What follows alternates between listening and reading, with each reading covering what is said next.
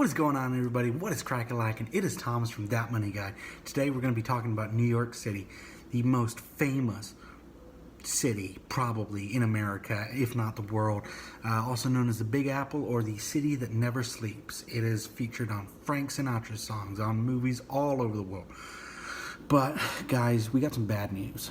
What with COVID being so prevalent in today's world as it is, places are really struggling, and New York City is one of them. So I wanted to come up with a video where we kind of talk about what is going on in New York City, what is happening, what the situation is like, and maybe if you guys want to, you could possibly let me know if you guys have any experience there.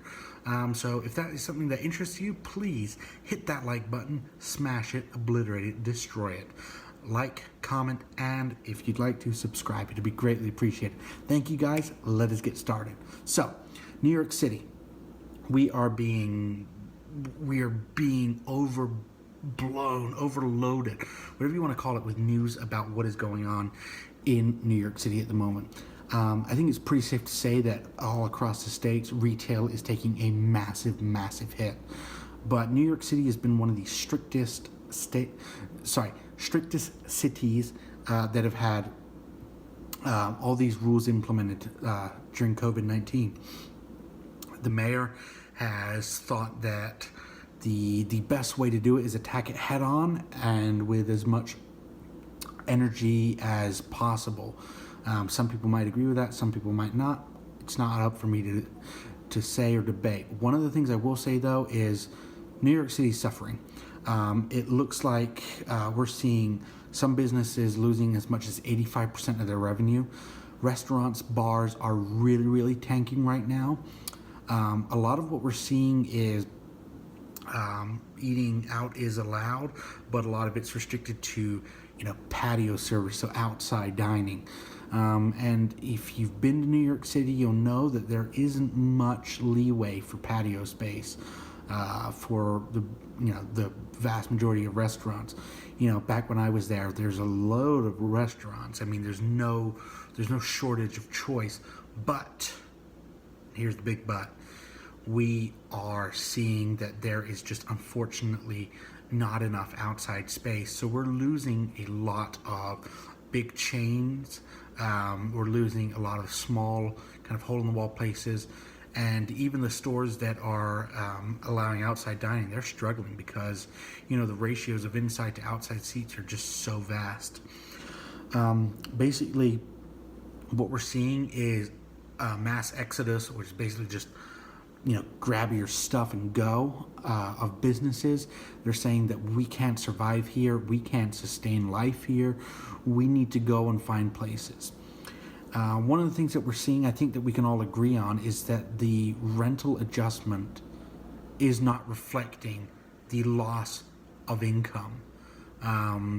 Whether you are a landlord or not, I think we can all say that it is putting immense amounts of pressure on both personal renters renting homes and so on, as well as businesses. I used to work in real estate, like I said, so I understand how expensive square footage is in cities like New York City, Washington, D.C., Seattle, the Bay Area, things like that. And we're not really seeing adjustments. What we are seeing is landlords saying, hey, I'm sorry, we can't afford to not charge you, so we have to keep our prices the same. Businesses are saying, well, we can't afford it, where's the leeway? And unfortunately, like I said, we're losing a lot of businesses, a lot of companies they're saying, you know what, it's just not for me. I gotta bow out and kind of hit town, unfortunately. But another sector that we've seen really impacted is New York State tourism. Governor Cuomo is a very firm believer in keeping out every possible impactor or spreader, or basically anybody that isn't from New York has no business in there. And so, it's becoming harder and harder to get in and to get out of the state. On a human level, I can understand what he's trying to do. But again, tourism and New York, I mean, they go hand in hand. You think of New York City, and a lot of what people think of are tourist attractions. You think of the Statue of Liberty. You think of the new Trade Center, Empire State Building. All of these places, they rely heavily on tourism. Tourism feeds food trucks. It feeds hotels, which feed restaurants. So, it's this massive chain reaction. And unfortunately, a lot of places, they're looking like, we can't stay here anymore. On a bit of a side note, we're also seeing a lot more of an invasion of homeless population as the New York City Police Department is moving into different areas of the city to fight crime or to engage in counter-protest measures. We're seeing vagrants, drug addicts come into areas and break into retail, which again has put a strain on the economy because people are shuttering up businesses because, hey, you know what, I can't, the cops aren't here. It's unfortunately a very tragic scenario, and one that we're not really seeing any way out of anytime soon. What we're seeing as well, though, is that basically I'm going off of multiple articles, but the most prevalent one I've seen here is the Fox Business article. And just to kind of put this into perspective, there's an excerpt here. It says, the Bryant Park Grill and Cafe has been forced to reduce from 1,000 seat indoor capacity to only patio service, dropping revenue to around $12,000 a day, a fraction of its regular business. Now, one of the things I've got to say is $12,000 a day sounds like an extortionate amount of money, ridiculous amounts of money. But one of the things, again, I have to say is, if you understand the real estate market, just take a look. You can go onto any of these commercial listing websites and see what they charge for square footage. Maybe some of them might be lower at the moment, but you're going to see that they're ridiculously high in their square footage because it's such valuable real estate. So $12,000 a day is nothing when you count for how high the taxes are, how high utilities are, maintenance, upkeep, and staff. These things remain constant, unfortunately.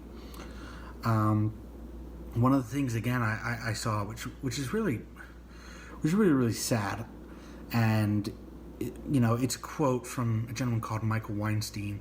He's the chief executive of Arc Restaurants. He says, there's no reason to do business in New York. I can do the same volume in Florida in the same square feet as I would have in New York, with my expenses being much less.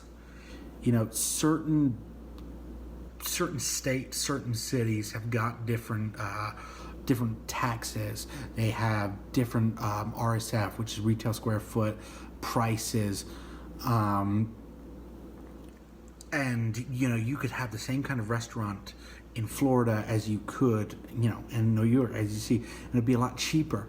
And so a lot of these businesses are flocking elsewhere because they're realizing that New York is just, unfortunately, a bit of a sinking ship at the moment. If you ask me, would I do business there? No. Would I set up a business there? No. Would I stay away from New York? Absolutely. Something's got to change, unfortunately, regardless of your political affiliation. The city is really hurting right now. And so I would encourage anybody who is thinking about starting a business in New York, please do your due diligence. It is a very scary time, very risky time, but hey, do not let me stop you from following your dreams. This is just my personal opinion. But for all those who do really value the opinion of me, I would say, look guys, stay away, at least for the moment. Let things settle down a little bit. We're all trying to get through this. Some people are doing a better job than others. It's not my place to say. But good luck, guys. Thank you so much for watching. Adios. Goodbye.